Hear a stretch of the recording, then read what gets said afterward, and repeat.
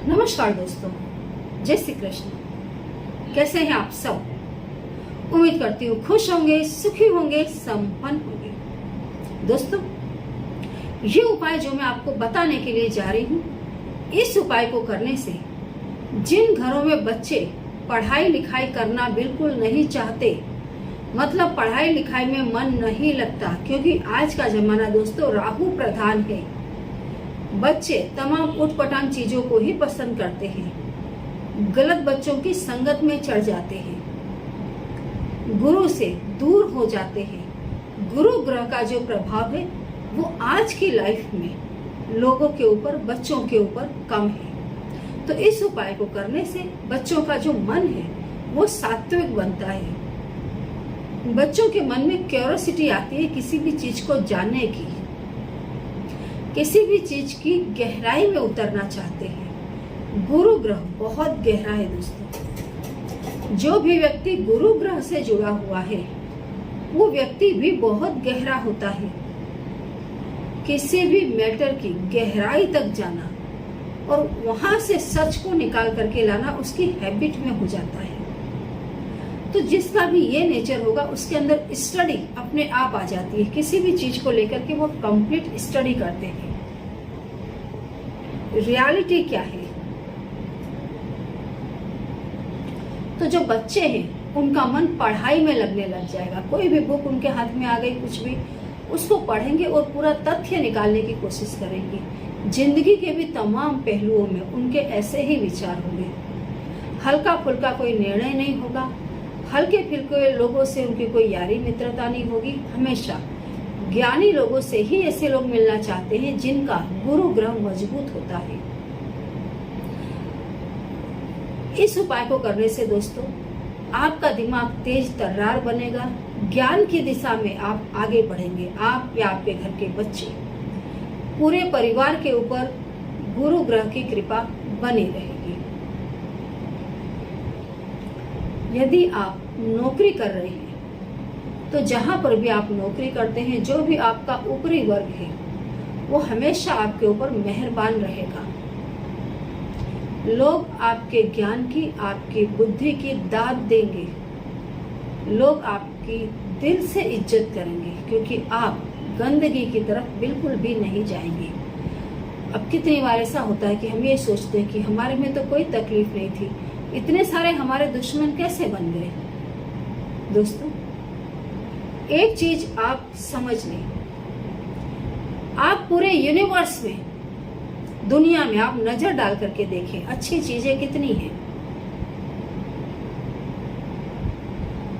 बाकी के पक्षियों की संख्या दुनिया में बहुत ज्यादा, लेकिन हंस कितने हैं?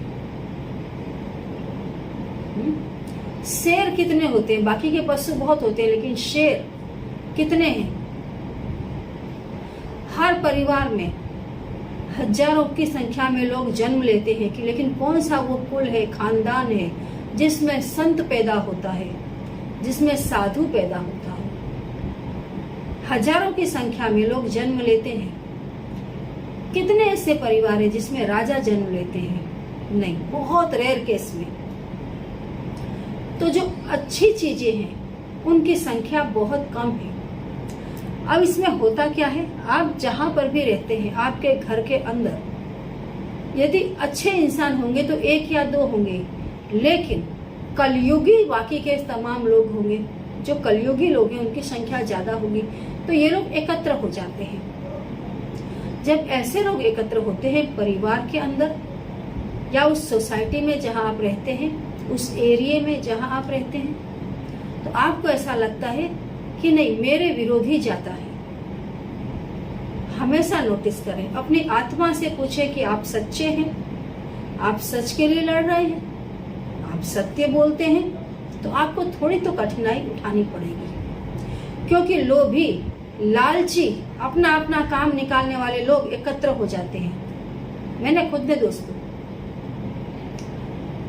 कई जगह ऐसा देखा जहां इंसान को बहुत अच्छे से पता है कि वो जो कर रहे हैं गलत है, उसके बावजूद भी उसको ये मालूम है कि अगर मैंने इस व्यक्ति का साथ दिया तो मेरा धंधा चल जाएगा, तो जानबूझ के भी गलत कर्म करते हैं। क्योंकि कलयुग है, लोगों के दिमाग में राहु की असर बहुत ज्यादा है, तो कभी परेशान ना हो। ऐसे भी दुनिया में दोस्तों व्यक्ति अकेला आया है और अकेला ही जाता है। उसके साथ जाते हैं सिर्फ उसके कर्म। जो आपको अच्छी कंडीशन मिल जाती है, कहीं पर भी आप जाते हैं, आप कहेंगे मेरा जन्म बहुत अच्छे परिवार में हुआ। क्यों? क्योंकि आपने कहीं अच्छे कर्म किए थे। मुझे मेरा जीवन साथी बहुत अच्छा, बहुत शुद्ध, बहुत पवित्र मिल गया। क्यों? क्योंकि आपने अच्छे कर्म किए थे। मुझे जीवन में कोई दुख नहीं मिला। क्यों? क्योंकि आपने कहीं अच्छे कर्म किए थे पिछले जन्म में।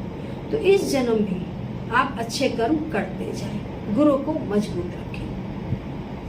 ये उपाय जो मैं बता रही हूँ, यदि आप गुरुवार करना शुरू कर देंगे तो जैसे मैंने बताया है, परिवार के तमाम मेंबर्स सत्कर्म की ओर आगे बढ़ेंगे, धर्म की ओर आगे बढ़ेंगे, समझदारी होगी, घर में ज्ञान होगा, धन आता रहेगा। ये मैं नहीं कहूंगी इस उपाय को करके आप करोड़ोंपति बन जाएंगे, लेकिन एक सम्माननीय जीवन जिएंगे। गुरुवार के दिन कोई भी पीतल के बर्तन में, और अगर पीतल का कलश हो तो सबसे बढ़िया रहेगा, उसमें आप जल भरें और थोड़ी सी हल्दी डाल दें। हल्दी मिश्रित जल आप एक पीतल के बर्तन में भर करके घर के पूर्व दिशा में या ईशान दिशा में रख दें और उसको ढक दें। उसके ऊपर एक घी का दीपक जला दें। जब आप घी का दीपक जला रहे हैं, कंटिन्यू बोले ओम ब्रह्म बृहस्पते नमः। ज्यादा नहीं तो 3 बार बोल दें, ठीक है। और हाँ, पानी के अंदर कोशिश करें थोड़ी सी चने की दाल डाल दें। जब तक दिया जलता रहता है उसको वहीं रखा रहने दें। जब दिया शांत हो जाए, ठंडा पड़ जाए, तब उस दिए को वहां से उठा लें, जल को ले लें और उस जल को कोशिश करें सूर्यदेव,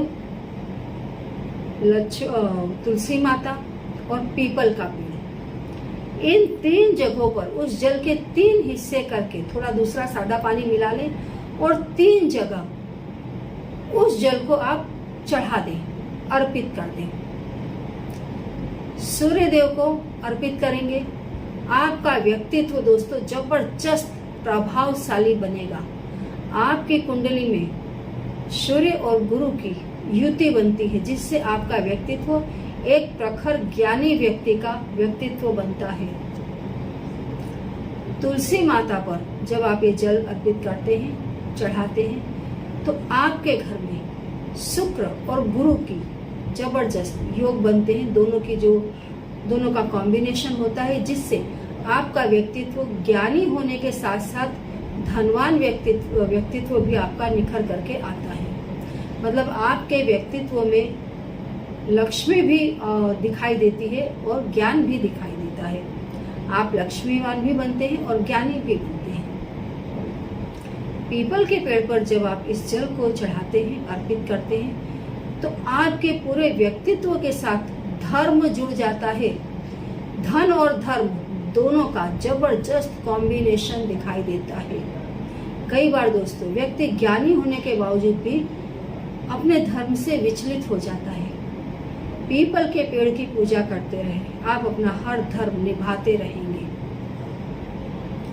तो आज के दिन, गुरुवार के दिन, घर में जैसे मैंने बताया है, इस टाइप से आप 1 लोटा जल गुरु मंत्र से अभिमंत्रित करें और उस जल को इन 3 जगहों पर आप अर्पित कर दें। आपको कुछ और करने की जरूरत ही नहीं पड़ेगी। आपका जीवन सच में दोस्तों लोग फॉलो करेंगे आपको देख करके कि आपका जीवन इतना सम्मानजनक होगा। लोग प्रेरित होंगे आपका जैसा जीवन जीने के लिए। इतना रिस्पेक्टेबल आपकी लाइफ होगी। तो इस उपाय को गुरुवार के दिन जरूर करें।